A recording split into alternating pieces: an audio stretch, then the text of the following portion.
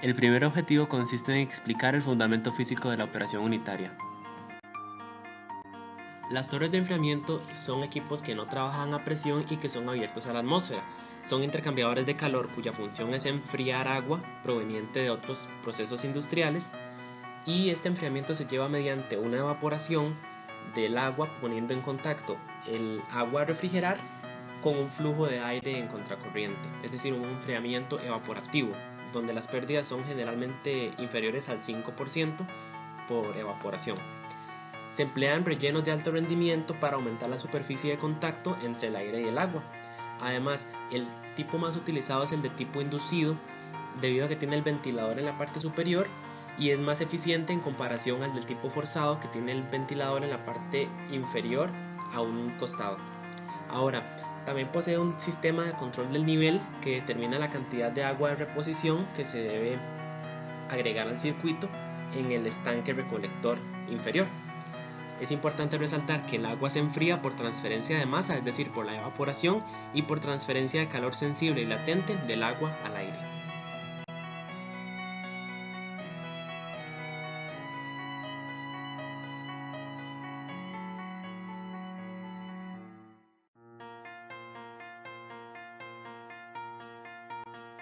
El funcionamiento general de una torre de enfriamiento de tipo inducido radica en su entrada principal de agua caliente en la parte superior. Esta agua es rociada en el relleno, lugar donde se aumenta o optimiza la superficie de contacto entre el flujo de aire y el agua. Este aire ingresa por las aberturas laterales ubicadas en las 4 fases de la torre en la parte inferior, y este aire es succionado por el ventilador que se encuentra en la parte superior y liberado hacia la atmósfera mediante la evaporación del agua que ocurrió durante el proceso. Otra de las entradas principales de este sistema es el ingreso de aire por la parte inferior de la torre, el cual asciende y tiene contacto con el agua en el relleno, por lo que carga vapor de agua que contiene las pequeñas gotas de agua que ha arrastrado en su recorrido en contracorriente. La salida se da por la parte superior mediante la evaporación por la succión del ventilador. Sin embargo, antes del ventilador existe un separador de gotas para que éstas no se dispersen en el medio ambiente. Además, el agua enfriada se recoge en el estanque colector que se ubica en la parte inferior de la torre. Cuenta con una entrada del agua de relleno para compensar, y además de la salida de la purga o del desagüe. Finalmente tiene la salida del agua fría recolectada al sistema para que vuelva a su proceso que se está utilizando.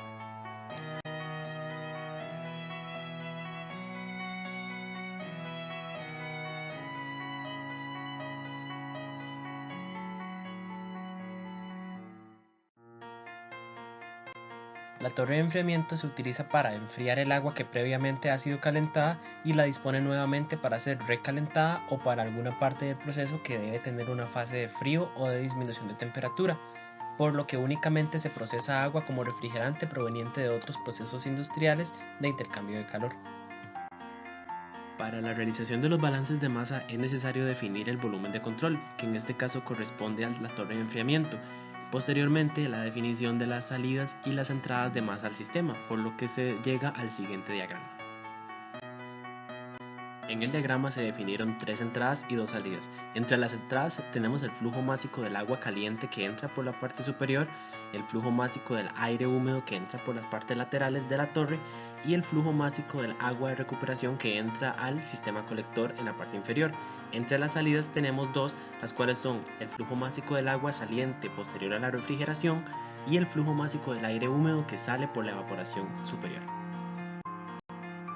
Se debe partir de que el flujo másico del aire seco en la entrada es igual al flujo másico del aire seco en la salida.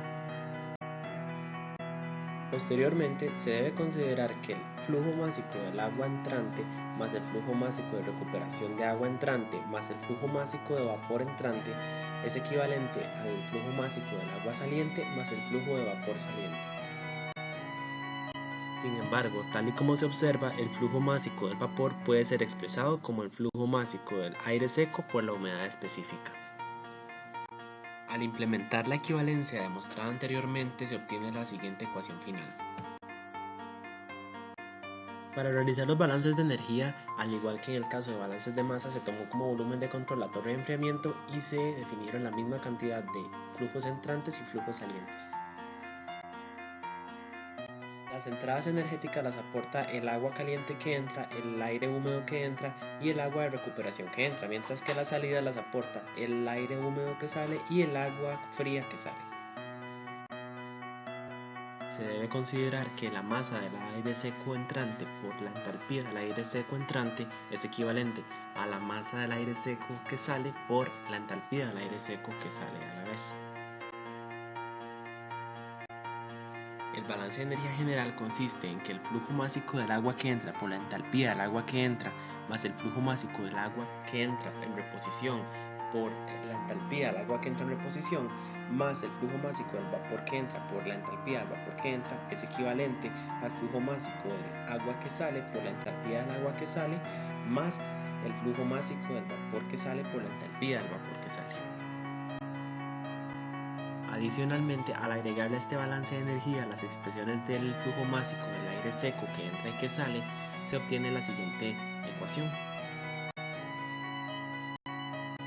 Para finalizar, se deben sustituir todos los términos del flujo másico de vapor por el flujo másico del aire seco multiplicado por la humedad relativa, tal y como se observa en la siguiente ecuación final. A continuación tenemos el objetivo 2 que consiste en identificar las industrias costarricenses que utilicen la operación unitaria. La industria se ve sumamente beneficiada por el uso de torres de enfriamiento, que mediante un sistema se logra alcanzar una reducción de recursos, así como la optimización en procesos y operaciones. Estas torres de enfriamiento se logran clasificar en dos tipos, según sus usos.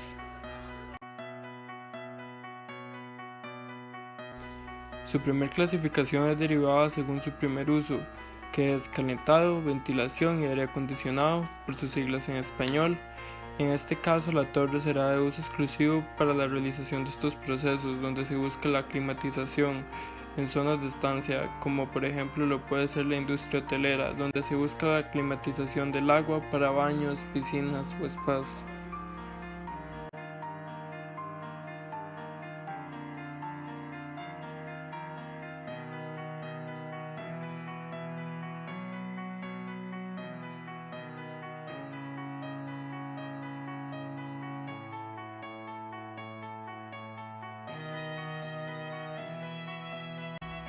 Además, en la industria del plástico, en la realización del moldeo de piezas a altas temperaturas, se busca la restitución inmediata de la temperatura de solidificación, esto para garantizar la buena calidad del plástico, además de evitar las distorsiones en el material.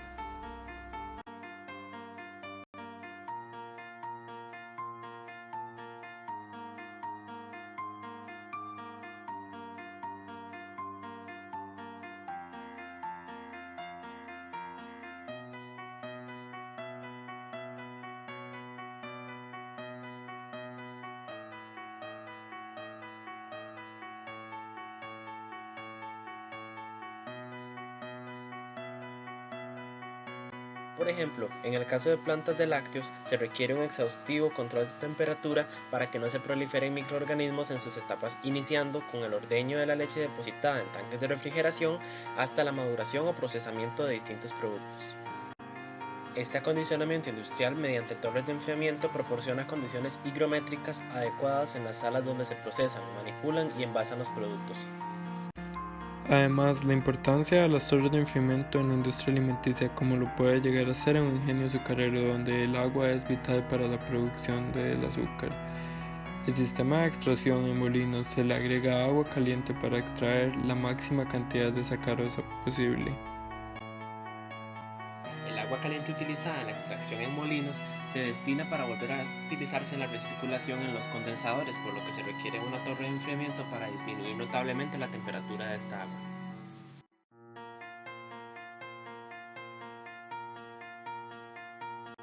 En esta representación general se pueden observar las partes fundamentales que componen una torre de enfriamiento en la industria, por ejemplo en el ingenio azucarero. En la parte superior se puede observar el motor del ventilador, la salida del aire y las aspas de este ventilador. Al descender se observa consecuentemente el separador de las gotas, la entrada de flujo de agua caliente y los dispersores que pulverizan este agua para rociarlo en las láminas corrugadas o el relleno. Al descender se observa la entrada del aire al sistema y más abajo se observa el tanque de recolección para finalmente tener la salida del flujo frío. A continuación tenemos el objetivo 3, el cual es resolver un problema típico de la operación unitaria.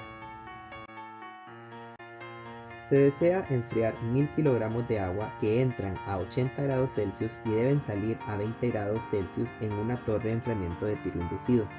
Para enfriar el agua se pretende utilizar aire seco que entra a la torre a 15 grados Celsius y sale a 120 grados Celsius con una humedad específica de 0,015. El vapor de agua que sale con el aire estará en estado de vapor saturado. Se planea que el proceso se lleve a cabo a un bar de presión. ¿Cuál será el flujo másico de aire necesario? ¿Cuál deberá ser el flujo másico del agua de repuesto? Calcule el porcentaje de evaporación que se da en la torre de enfriamiento.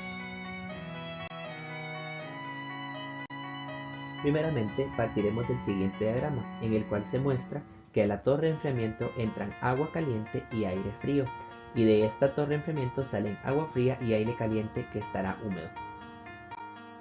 Procedemos a rellenar el diagrama con los datos que podemos obtener del enunciado. Primeramente se menciona que el agua caliente entra a 80 grados Celsius y tiene un flujo másico de 10.000 kilogramos por hora. Continuamos con el agua fría, la cual se nos indica que sale de la torre de enfriamiento a 20 grados Celsius. No conocemos su flujo másico debido a que existen pérdidas por evaporación dentro de la torre de enfriamiento. Después se nos indica que el aire frío entra a la torre de enfriamiento a una temperatura de 15 grados Celsius. Además se indica que este entra seco, por lo tanto su humedad específica será de 0. Después se nos indica que el aire caliente sale a una temperatura de 120 grados Celsius con una humedad específica de 0,015. También se indica que este viene acompañado de un vapor saturado, el cual deberá tener la misma temperatura de 120 grados Celsius. Finalmente, se indica que todo el proceso se da a una presión de un bar. El último paso antes de comenzar los cálculos será de definir el estado de cada flujo y la entalpía que cada uno tiene. Primero empezamos con el agua caliente. Al estar a un bar y 80 grados Celsius se determina que su estado es de líquido comprimido y tiene una entalpía de 334,94 kJ por kilogramo. Debido a que el agua fría sale a 20 grados Celsius y a un bar de presión, se determina que su estado es de líquido comprimido y su entalpía es de 83,95 kJ por kilogramo. De las tablas termodinámicas para el aire se determina que la entalpía del aire frío es de 283,30 kJ por kilogramo y la entalpía para el aire caliente es de 394,49 kJ por kilogramo. Finalmente se determina que la entalpía del vapor saturado que acompaña al aire caliente es de 2706,54 kJ por kilogramo. Recordemos que se nos pide calcular el flujo másico del aire que entra y que sale del sistema. Por lo tanto, el flujo másico del aire frío y el aire caliente se marcarán como incógnitas. Se procede a realizar el balance de masa. Recordemos que para este cálculo no se está tomando en cuenta la masa de agua de reposición y también que la humedad específica de la masa del aire frío que entra es 0, por lo tanto estos dos términos se eliminan de la ecuación. Así se obtiene una nueva ecuación en la cual se tienen dos incógnitas, la primera siendo la masa del agua fría y la segunda la masa del aire. Entonces se procede a despejar la masa del agua fría en términos de la masa del aire. Así se obtiene que la masa del agua fría es igual a la masa del aire caliente menos la masa del aire por su humedad específica. Prosiguiendo con el balance de energía, empezamos por eliminar los términos que estén relacionados con la masa de agua de repuesto y con la humedad específica del aire frío. Así obtenemos una nueva ecuación para el balance de energía, en la cual nuevamente tenemos dos incógnitas, siendo estas la masa de salida del agua y la masa del aire. Por lo tanto, procedemos a reemplazar para la masa de salida del agua con la ecuación obtenida a partir del balance de masa. Distribuimos los términos en el paréntesis y procedemos a unir términos iguales en los que se incluya la masa del aire que entra. Recordemos que la masa del aire que entra es igual a la masa del aire que sale, por lo tanto se puede tomar esto como un factor común. Finalmente, despejamos para la masa del aire que entra y obtenemos la ecuación final para la masa del aire. Para el cálculo del flujo másico del aire se deberán de reemplazar los datos obtenidos al principio del ejercicio en la ecuación anterior. Así se calcula que el flujo másico del aire es igual a 1724,76 kg por hora. De igual forma, para calcular la masa de agua fría que sale, se deberán de reemplazar los datos obtenidos al inicio del ejercicio en la ecuación obtenida a partir del balance de masa. Así, obtenemos que la masa de agua fría que sale es de 973,13 kg por hora. Continuamos con el cálculo del agua de repuesto y el porcentaje de evaporación. Se define al agua de repuesto como la diferencia entre la masa de agua caliente que entra y la masa de agua fría que sale. Así, reemplazando con los datos del inicio, podemos obtener que la masa de agua de repuesto será igual a 25,87 kg por hora. Por otra parte, el porcentaje de evaporación se define como la masa del agua de repuesto entre la masa del agua caliente que entra multiplicado por 100. Nuevamente, reemplazando con los datos del principio, podemos obtener que el porcentaje de evaporación es de un 2,6%. Finalmente, tenemos como respuesta al problema que el flujo másico del aire será de 1724,76 kg por hora. El flujo másico del agua de repuesto deberá ser de 25,87 kg por hora y el proceso tiene un porcentaje de evaporación del 2,6%. En la última sección tenemos el objetivo 4, que consiste en reconocer aspectos de seguridad, calidad y mantenimiento de la torre de enfriamiento. La seguridad de una torre de enfriamiento está dada en gran medida por la cantidad de elementos que la conforman. Entre mayor sea la cantidad de bombas, aspas, motores, tuberías, se corre un riesgo mayor de que alguno falle y genere un problema. Como medida de contención, es adecuado utilizar backups como fuentes auxiliares o una redundancia de sistemas. También es importante evaluar otros diseños de equipos donde se utilice la mínima cantidad o ninguno de estos, migrando a sistemas como enfriamiento en torres de convección natural, donde el riesgo se mitiga de forma casi completa al no depender de sistemas mecánicos eléctricos. Los controles de calidad que se ejecutan en esta operación varían desde la calidad del agua que se somete al proceso de enfriamiento, control de incrustaciones, crecimiento de biota, capacidad de corrosión de tuberías, sólidos disueltos sin suspensión. Esto sea porque pueden dañar el enfriador en sus componentes internos, afectar su eficiencia o incluso causar condiciones inseguras dentro del sistema. Otros análisis como medición y regulación de pH, cloro disuelto, conductividad, turbidez también son requeridos, así como es recomendable la calibración de sensores de temperatura, medidores de flujos y cronómetros, ya que de esta forma se puede tener un mejor control de los parámetros operativos y asegurar que el sistema funciona a su mejor capacidad. La siguiente tabla presenta tipos de mantenimiento preventivo requeridos para un equipo como el estudiado. Es importante hacer notar que las frecuencias establecidas en esta son de referencia y podrían variar en función de la criticidad o uso del equipo.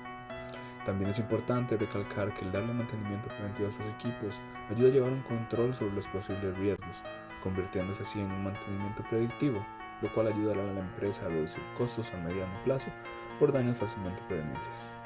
El objetivo del mantenimiento de cada uno de esos factores específicos se debe, por ejemplo, en el caso del agua estancada, a que éste se puede dar por incrustaciones o fallos en las bombas. Las vibraciones se pueden producir si algún elemento está dañado o flojo, lo que consecuentemente provocaría que el motor se desboque o que alguna aspa se rompa. Además, el funcionamiento del rociador es muy importante porque si el tamaño de las gotas es muy grande de líquido caliente, este no va a tener la suficiente transferencia de calor necesaria para que se enfríe correctamente. Además, comprobar los parámetros químicos y biológicos es muy importante porque los filtros se encargan de disminuir la dureza y los parámetros del agua, así como los limpiadores. Si se agotan, eso llevaría a una contaminación del fluido de trabajo. Respecto al estado mecánico del sistema, se revisa que no existan fugas en las tuberías, se revisa el torque de los tornillos, se revisan los empaques y niveles de aceite, además del flujo del fluido. Y también con respecto a los aceites de los engranajes, esto es para evitar sobrecalentamiento en las partes mecánicas en zonas de alto roce en el sistema. Las válvulas de control también se deben controlar para evitar sobrepresiones en el sistema. Y finalmente, lo de la pintura del enfriador es muy necesario porque esto sirve para proteger el armazón, las tuberías y el sistema de la acción de las condiciones ambientales y de la corrosión.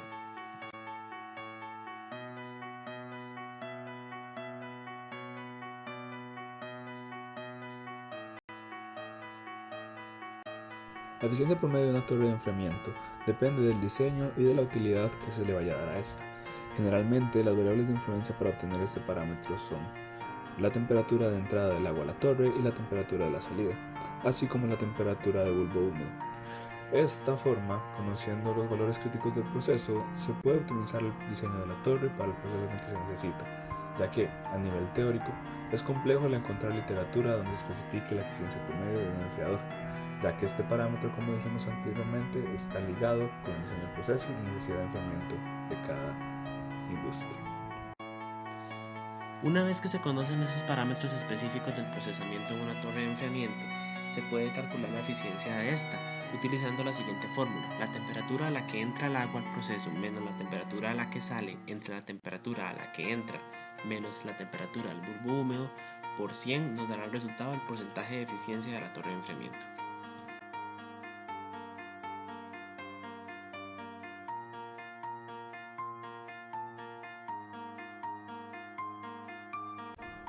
Otro método de optimización es el utilizar materiales tales como madera o acrílico, que si bien no poseen una conductividad muy alta, al ser el medio de intercambio, obtiene mejores eficiencias que otros materiales, como el metal.